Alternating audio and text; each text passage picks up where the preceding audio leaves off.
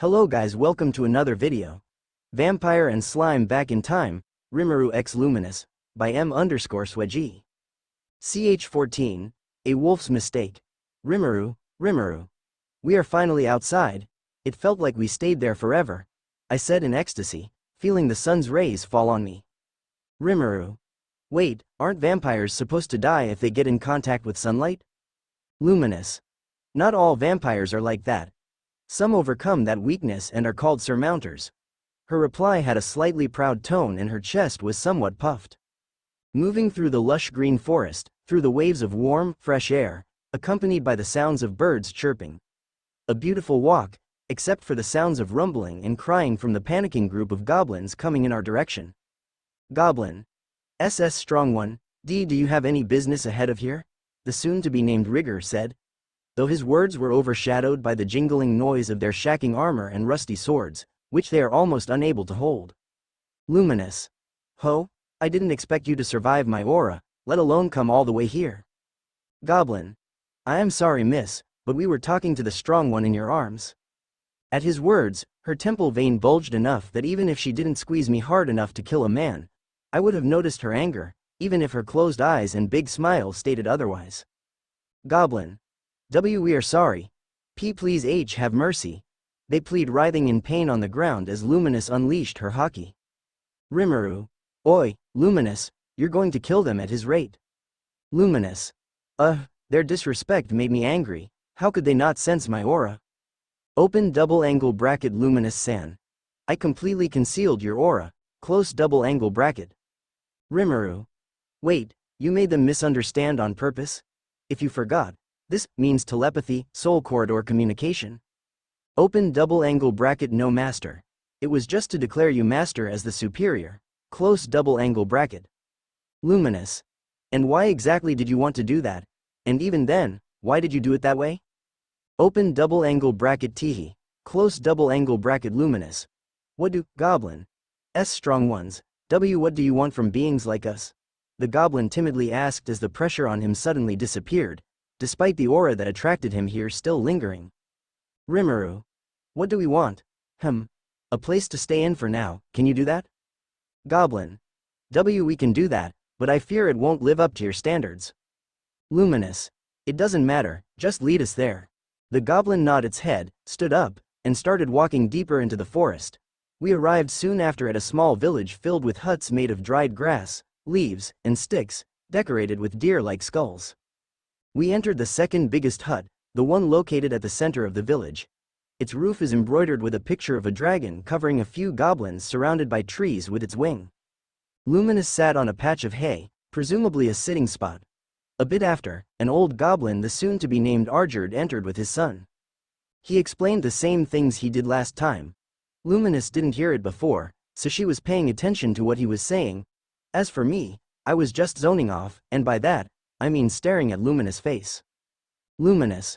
But what can we gain from helping you? What can you offer in return? Goblin Chief.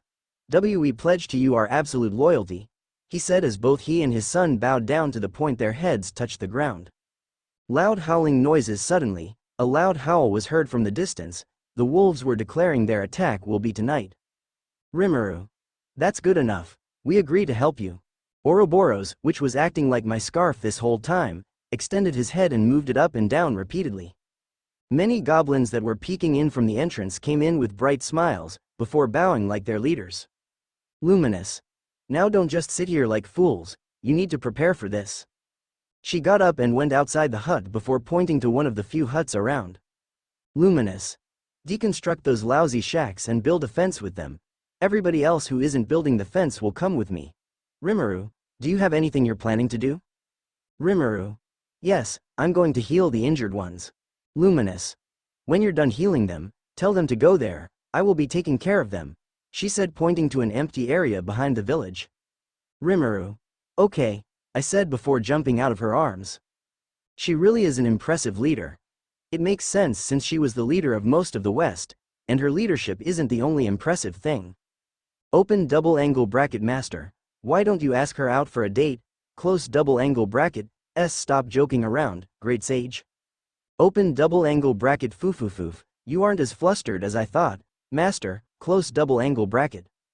I'm just getting used to your teasing, I guess. Anyway, we have to take care of the goblins right now. Goblin. Here's where the injured goblins get treated. We entered the biggest hut in the village, where many goblins lay looking closer to mummies than goblins with all the crude bandages they're wrapped in. Rimuru. Ouroboros, can you wait for me here for a bit? When he moved from me to sit and wait for me, he had a very sad expression on his face, almost as if he was going to cry. Why is he so sad? I'm still in front of him, it's not like I'm going to leave him. Open double angle bracket. Ouroboros is extremely attached to you, Master. And it looks like he doesn't want to go back to living alone in a dark cave. Close double angle bracket. Fun fact. This is considered bad writing since I told you how he feels and why, but I don't care enough to try to make his emotions clear through his actions or whatnot. Ah, I can understand it. I'm going to be done with this quickly. With the frown of my cute snake, I hastily healed the goblins by throwing a healing potion blob on them, which took less than 30 seconds. Goblin 1. Huh? My wounds have disappeared? Goblin 2. I'm completely fine? Goblin 3. How did this happen? They were looking at their body, confused as to how such deep wounds suddenly were healed. Ouroboros completely ignored everything around him and dashed towards me, raping himself around me once again. Rimuru. All of you listen to me. We are going to fight the dire wolves, so we must prepare ourselves as much as possible.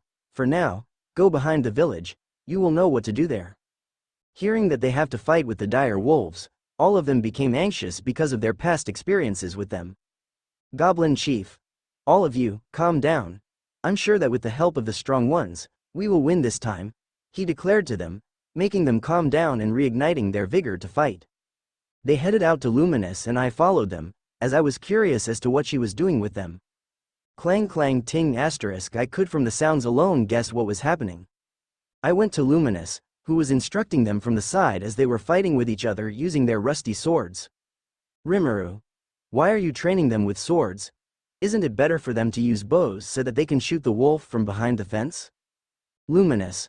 While that is true, we are going to deal with the wolves ourselves, so it's better for them to learn how to use swords for the future.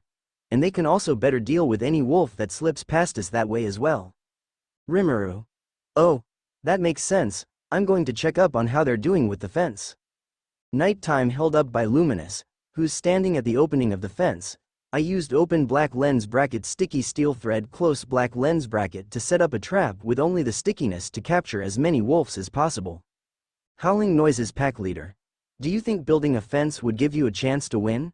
You are just weak goblins, nothing will change that. Charge. At his command, the dire wolves came to us howling but stopped midway as if they were held by something. Pack leader. They are just using weak traps, cut them and continue moving. The wolves went to their comrades, freeing them from the trap we set. The leader and another wolf came charging at us. Luminous moved her right hand, making it face the wolf next to the leader. Clenching her hand into a fist, the wolf's head exploded. Open double angle bracket. She used open black lens bracket blood manipulate in close black lens bracket to move the blood inside its skull, making it burst. Close double angle bracket. Thanks for the explanation, great sage. Now, all that's left is the leader. I'm going to deal with him like last time. Or so I thought. When the leader leapt toward me before I could use open black lens bracket sticky steel thread close black lens bracket to stop him, Ouroboros jumped and rotated the leader's neck before breaking it. Ouroboros looked at me, with a big, bright smile on his face, proud of what he did. I froze there for a second, surprised by what he did, and the extreme contrast between his pure smile and the dead body beneath him. Rimuru. Gee, good job, Ouroboros. Jumping off Luminous, I used open black lens bracket predator close black lens bracket to eat the wolf leader, and for some reason that I can't decipher, a small part of my soul tingled at that moment. Transforming into a wolf, and using open black lens bracket ultrasonic wave close black lens bracket, I let out a booming how to intimidate them. Luminous. All of you have two choices. Submit, or die. At her words, all the wolves sat like puppies and unanimously declared, we will submit to